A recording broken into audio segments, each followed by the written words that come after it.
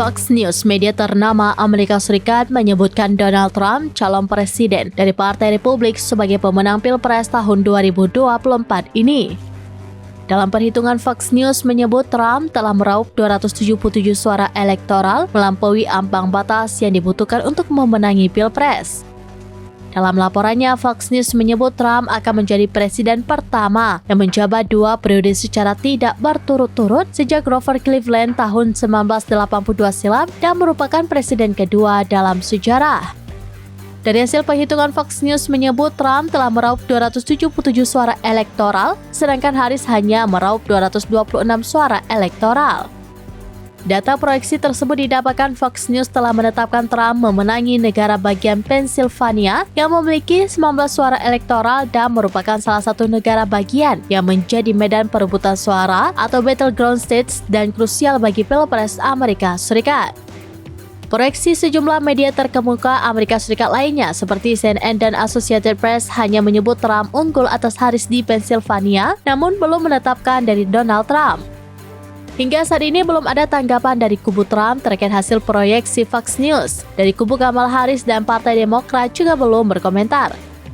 Penghitungan media-media Amerika Serikat hanya sebagai prediksi pemenang dan bukanlah hasil resmi, karena penghitungan suara masih terus berlangsung saat ini.